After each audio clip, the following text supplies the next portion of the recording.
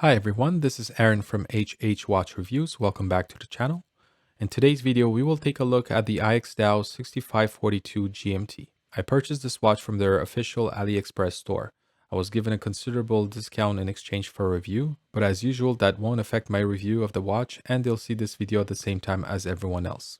If by the end of this video you're interested in purchasing this watch, I will leave an affiliate link in the description down below. For today's wrist check, I am wearing the Watch Dive's collaboration with St. Martin, the Leyenda Diver. The reference number on this one is the SN0141W. I've paired it with the Artem Straps Hydroflex rubber strap in green, and I think it looks fantastic. I will be doing a review of this watch soon, so make sure you're subscribed to the channel so you don't miss that video. Let's go over the measurements and specifications of the IXDAO 6542. We have a diameter of 38 millimeters at the bezel. The case itself is actually 37 millimeters. The lug-to-lug distance measures 48.2 millimeters. This is extended to 51.2 millimeters if you include the male end links of the bracelet. The thickness, including the bubble-shaped sapphire crystal, is 13.5 millimeters. The lug width is 20 millimeters, and the sign crown measures 6.5 millimeters. The watch runs on the NH34 GMT automatic movement from Seiko. It has 41 hours of power reserve, beats at 21,600 vibrations per hour, it hacks and it hand winds. The dome sapphire crystal has clear AR coating, the watch has 100 meters of water resistance, and the case and bracelet are all made out of 904L steel. So 904L steel. Is it any better than 316L steel? How does it affect the finishing of the case? Well, let's take a look at the case and the finishing. The top of the lugs have a brushed finish. The brushing isn't done horizontally or vertically, but at an angle towards the interior of the lugs. As you can see here, the brush strokes are missing a bit of refinement in my opinion.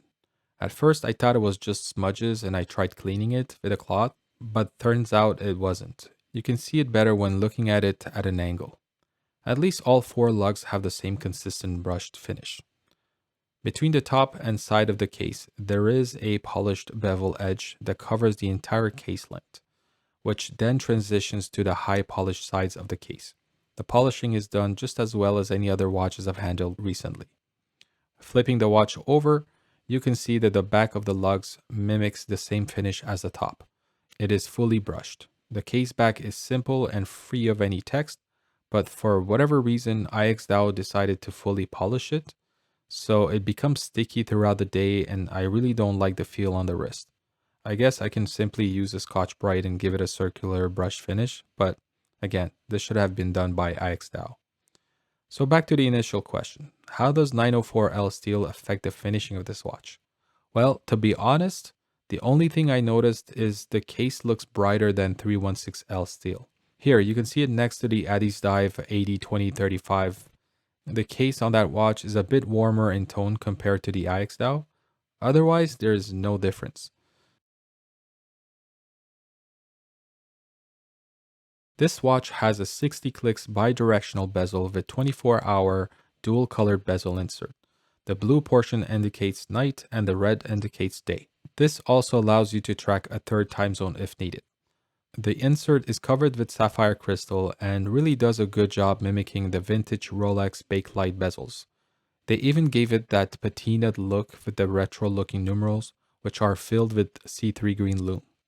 Let's check out the bezel action.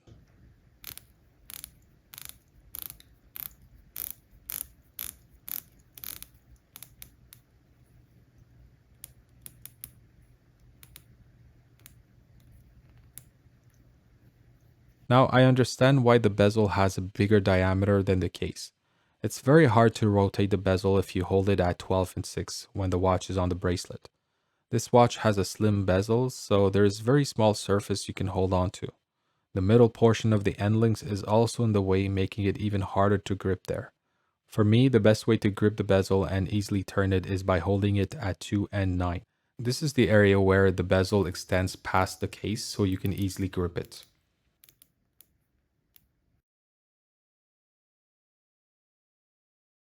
At the time of purchase, this watch was available in only two colorways, a black dial and a white dial.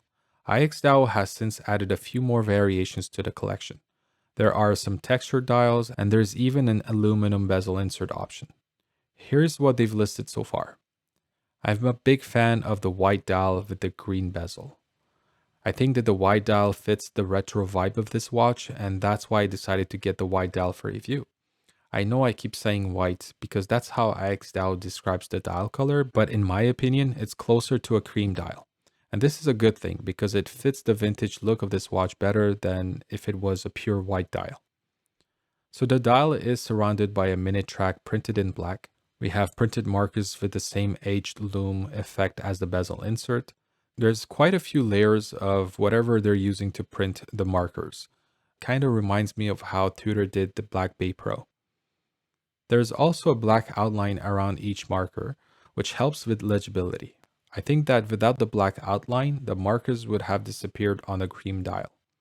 The date window is at the 3 o'clock. There's a date magnifier, which I think magnifies 1.5 times. I'm just guessing here, so don't take my word on that. This is a small watch with a small dial and an even smaller date window, so I really appreciate the date magnifier. The date wheel matches the color of the dial, and there's a little twist to the printing of the dates. It's what we call a roulette date wheel. So the odd dates are colored in black and the even dates are in red. I know some people don't care about it, but I really like it. It's just fun. The hour, minute, and second hands are all in gold and highly polished. Even the arrow tip of the GMT hand has the same finish. I would have liked a bit of brushing on the hands because the highly polished surfaces reflect a lot of light. It doesn't really fit with the rest of the dial, which has a flatter, more subdued look, and also it sometimes disappears in direct light. Otherwise, the hands are very well proportioned. The GMT hand is thin and doesn't attract too much attention, even if it is painted in red to match the tip of the second hand. This is good because as a color GMT, you aren't always tracking another time zone, so you don't want that hand to distract you from the main hour hand. Now lastly, let's take a look at the text on this dial. So first we have the logo under the 12-hour marker with the brand name under it.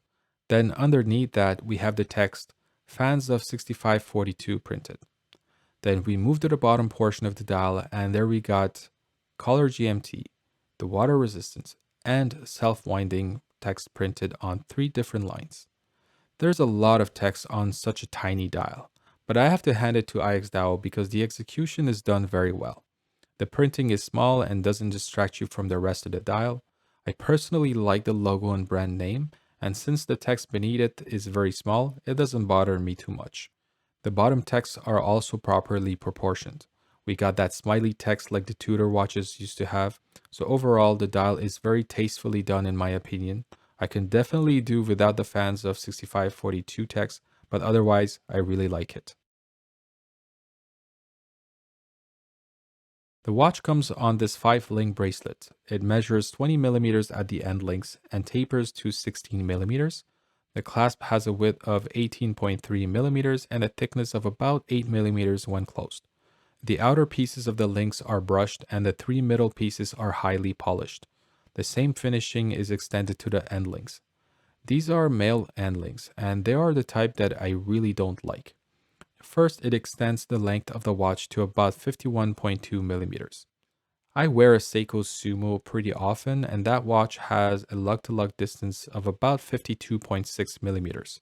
So I can totally pull off a 51.2 millimeter long watch on my 7-inch wrist. But that Sumo is also a 45 millimeter wide watch, so the long lug-to-lug distance fits the overall proportion of the watch. Then there's the middle part of the end link. Whatever you call this bit right here, I just don't like the look of it. It has that fake separation to make it look like it's 2 pieces of center links attached together. It just doesn't look good. It's also raised quite a bit and it's sharp to the touch. This watch really needs female end links in my opinion. The rest of the bracelet is quite good.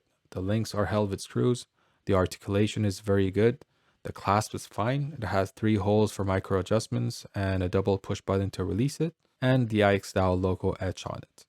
I've been wearing the watch on different straps over the past few weeks. My favorite one is this color red brown strap, really fits the vintage vibe of the watch. And since the case has drilled lug holes, It's super easy to switch straps. Now that we've gone over the overall look and finish of the watch, let me share with you what I think of the whole package. This watch gets a lot right. The watch is very well sized. The proportions of the dial, hands, markers are all on point. The look of the sapphire bezel mimicking the vintage bakelite bezels feels really authentic, and the overall color scheme really works for this watch. But unfortunately, this watch also suffers in a few areas that it shouldn't at this price point. Let's start with that, the price. The watch is listed at 339 USD. That is without any sale or coupons. Why is it that expensive? If I had to guess, it's probably because of the 904L steel. I understand that it is supposed to be a superior alloy compared to the 316L steel with its higher corrosion resistance. But is it really necessary here? Assuming it cost them more to make this watch with 904L steel, then I think that they should have just went with 316L steel and used that extra money on giving us a better bracelet, for example, one with female end links and a clasp that has on-the-fly micro adjustments, or just make it less expensive. There are plenty of color GMT watches available at a lower price point, so they need to give us something that those watches don't have, something that improves the buyer's experience. The second thing that needs to be improved is their quality control. I don't know if y'all noticed in some of the shots, you can see a little hair or lint under the crystal. It will freely move around between the dial and crystal. Sometimes it will be at around the 10 o'clock marker, sometimes around the 2 o'clock marker. I was going to remove it as soon as I noticed it a few weeks ago, but decided to leave it there for the review. This is my fourth IXDAO watch, and honestly, they've all had a quality control issue.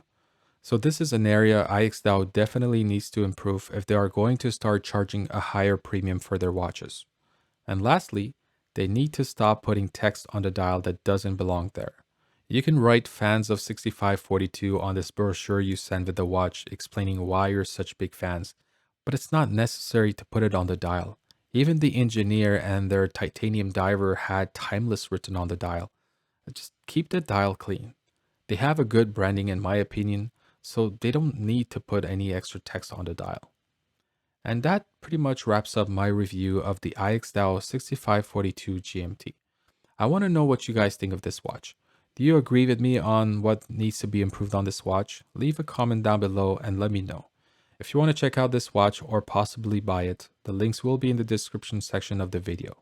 As usual, if you enjoyed this video, please like it and share it with a friend or two. And if you want to see more watch content, please subscribe to the channel and click on that notification bell to be notified when I upload new videos. As always, thank you for watching and I'll talk to you on the next one.